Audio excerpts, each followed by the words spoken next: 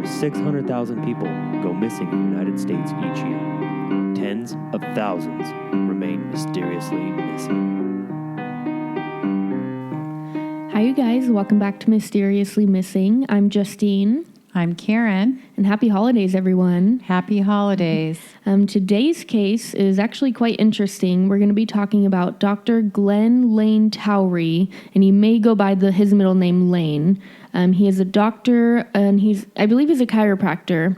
Right. He left his residence in Lakewood subdivision in eastern Goliad County in Texas on Monday, April 17th, 2017, and this is the day after Easter.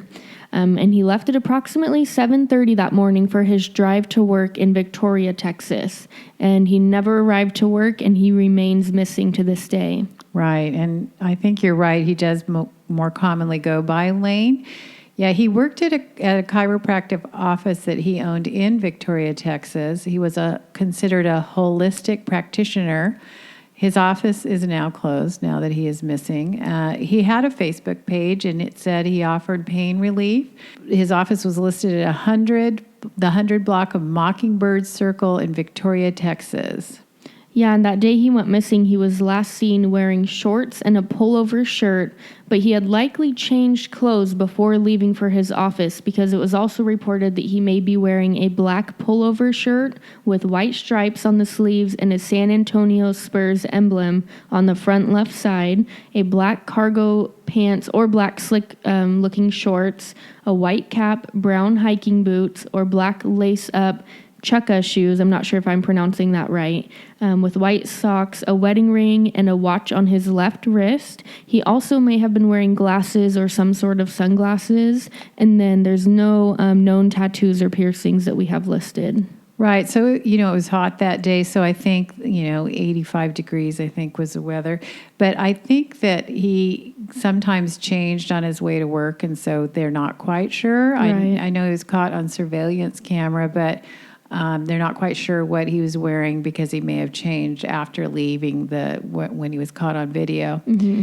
Yeah, his neighbors described him as a wonderful father. He has a son and a daughter and a wife, Cheryl. And, well, it's his ex-wife now. She had filed for divorce after he went missing, and we'll get into that in a little bit. But he had bought a boat for him and his son to have a hobby together. And a chiropractor who knew Dr. Towery since 1978 described him as outspoken man with a booming voice who often espoused the benefits of acupuncture. So he believed in acupuncture and had a practice. And when I look at a picture of him, it also seemed that he had a business, Dr. Towery's Healthy Solutions, organic and natural foods, vitamins, and medical supplies. So it's a very natural. Yeah, natural holistic doctor. And his Dr. Tomes, who was talking about him and had known him since 1978, said his patients also respected him. Yeah, so when he went missing, he was 56 years old. His current age would be 58 years old. His date of birth is November 10th, 1960. He's a white male, and he's about 5'10", weighing about 160 pounds. He has strawberry blonde hair that's kind of thinning and balding, and then he does have a goatee that's gray. He has green eyes, and he has a burn scar on the left of his left wrist. Right, and I mentioned his wife's name was Cheryl Towery, and she did file for divorce after his disappearance. We'll get into the details of that. He had a daughter, Devin, who's now 20, and he had a son about the same age. So now let's kind of get into what actually happened when he went missing. The timeline starts on Easter Sunday, which is April 16th, 2017. Dr. Towery was last seen on this Sunday, and his neighbor, Bob, who was his neighbor for over 20 years, I believe, says he was shocked when he found out that Dr. Towery went missing. Now, Bob is actually quoted as saying, "Sunday, he was mowing his front lawn here, and that's the last time I remember seeing him. Dr. Towery was a good neighbor and a good husband as far as I know. He loved the lake. He was real proud of this place, and I can't imagine him running off and leaving this place." And he is also quoted as saying that nothing unusual happened. So it's not like strange Not like things. he was acting odd that day. He was mowing the Right. lawn. Yeah, which is normal. His kids are a little old for an Easter egg hunt, so I'm sure he just was doing regular stuff on Easter Sunday and then getting ready for the work week. Gonna have a dinner or something. Yeah. Now, Monday comes around, which is April 17th. He traveled from his home in Lakewood Subdivision in eastern Goliad County. Yeah, so Goliad County, where he lives, it's right next to Victoria County, where he works in Victoria County, he lives in Goliad County.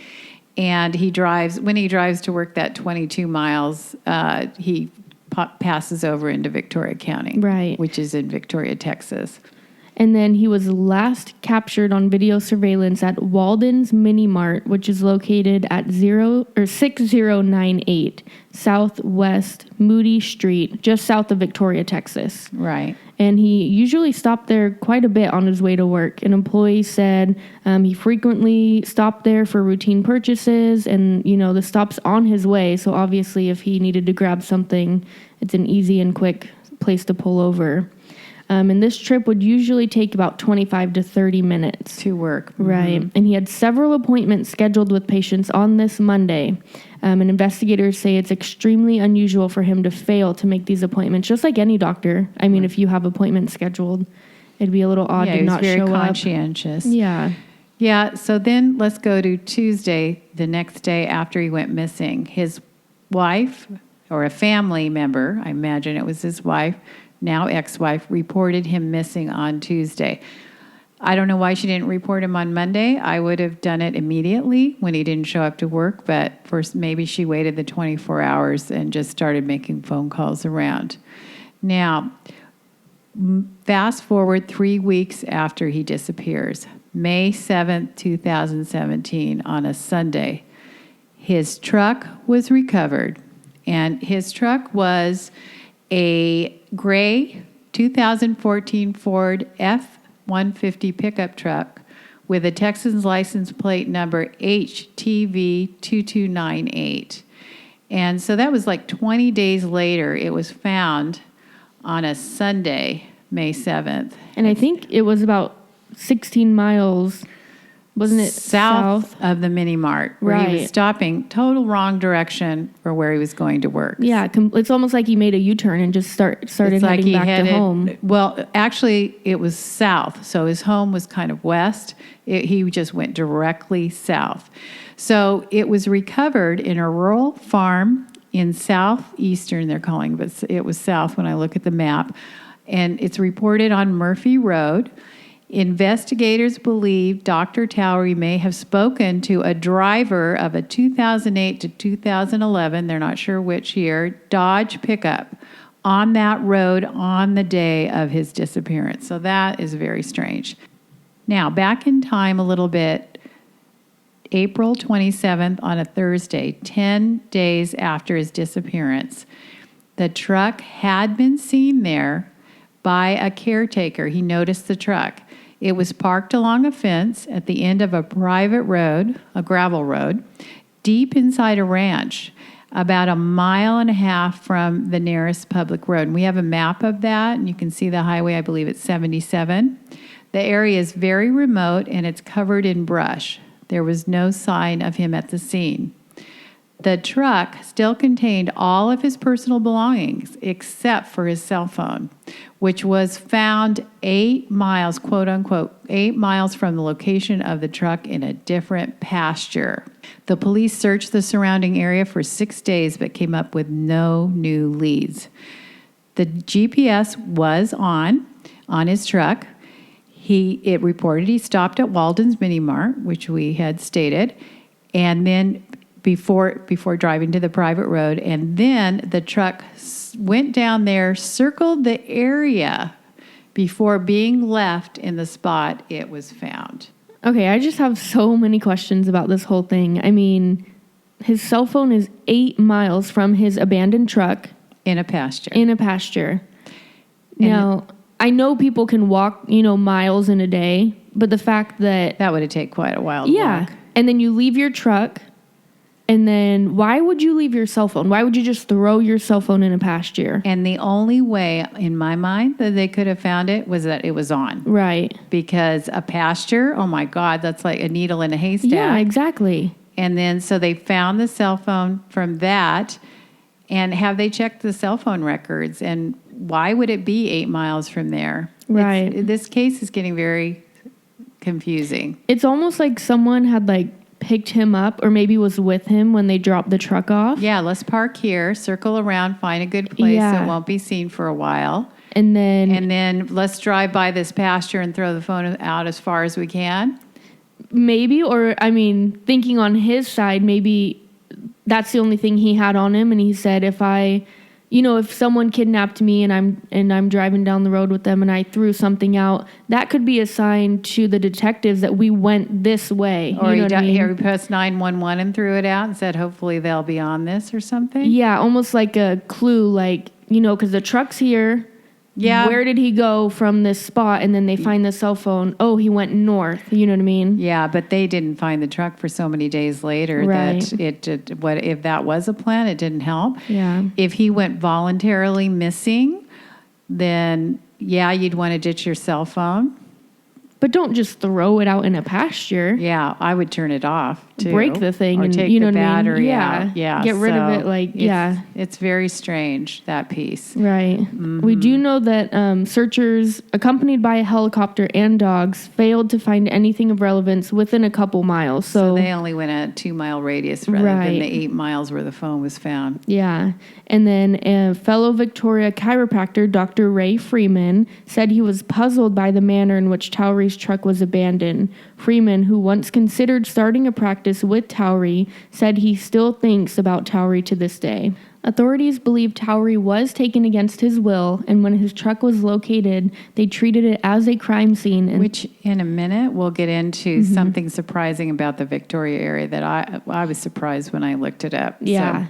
And so they treated it as a crime scene and thoroughly examined it for evidence. It's uncharacteristic of him to leave without warning or to miss appointments with patients at his chiropractic office. Sergeant Starry said her office has not received any leads since the truck was found. So absolutely nothing since they found it. So she's on this case now. So let's go on to August 23rd, 2017. And this is where his wife files for divorce.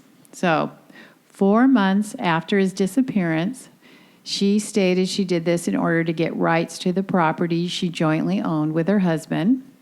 And she said she couldn't make the mortgage payments on the home. At the Goliad County Courthouse Wednesday morning, her lawyer stated, "We are here today because we have got a personal and financial mess." And the lawyer's name is Shannon T. Moore, a Houston attorney that's representing Cheryl, his wife, soon-to-be ex-wife. The lawyer explained that it was a necessary legal step in obtaining property rights. The court appointed Victoria attorney Joyce Heller to represent Dr. Layne Towery. So when they go to court and she's trying to file these property rights, he gets represented and someone's appointed, I think, by, the state. Yeah. Mm-hmm. And we presume we are never going to see him again, is what the wife's attorney said, ex-wife's attorney said. And that was in a phone interview with a reporter from the Victoria Advocate News. Joyce Heller, the one representing him, said, "Despite that presumption, Texas law prevents officially presuming a missing person dead until 7 years have passed." And I've heard that before. It takes 7 years for someone to be deemed dead. With a missing spouse, you can't just sell their half of the property in Texas. So, although the divorce lists discord of conflict of personalities between the couple as its grounds, Moore said Cheryl Towery's appearance before Judge Wednesday was motivated by a need to protect her family's interests. At the hearing, a Victoria County Sheriff's Office investigator testified before District Judge Jack Marr alongside Cheryl Towery that his office is still investigating the disappearance, and Cheryl Towery, his wife, has declined to comment on any of this. Yeah, we haven't heard anything from her at all. Not a Facebook page for him missing. Yeah. No comments from her about this situation at all. So I find very strange. Yeah, actually. I do too. So Texas family law gives husbands and wives equal rights to most property. And their home that they own was valued at $310,945, according to property records. And Moore, who was representing her, the ex-wife, said she has two options. It's either get foreclosed on and they lose their equity, or proceed under the family code to get management rights over the asset. So it sounds like if she did not do this, they would foreclose on the house. Right. And keep in mind, they have 2 kids. She's trying to protect her family assets, it sounds like. Mm-hmm. So now, over a year later, it's June 2018, it's reported the search for Dr. Towery has gone cold, but investigators haven't given up on him. That's good. Yeah, and they're asking Crossroad community members, which is the area around his practice, who may know something to do the same. And although Sergeant Starry said investigators initially received numerous leads on his disappearance, the trail has since gone cold. Investigators deem cases cold after all leads are exhausted, which is the case in the search for Towery, she said. And again, his family has declined to comment on any of this. Yeah, and that's what happens with these missing cases, and we tend to choose ones that are a little bit older and have gone out of the limelight. Yeah. And try and bring it back into awareness of the public. And they do need tips from anybody seeing anything, thinking of anything, all the way from his home to the mini mart to his practice to the area where his truck was found. Even if you saw him driving, maybe there was someone in the car with him. A different day. Anything. You don't even know the day. Right. It's always helpful when things are reported so they keep this case alive and keep the investigators on it. It sounds like Sergeant Starry is still very active in the case. Right. Towery had spoken to neighbors about selling his home, but decided to instead take a loan out and repair it. But the last day they saw Towery, April 15th, he expressed that he was going to hold off on those plans. So with that in mind, it sounds like there might have been some financial issues. That's what I'm thinking, yeah.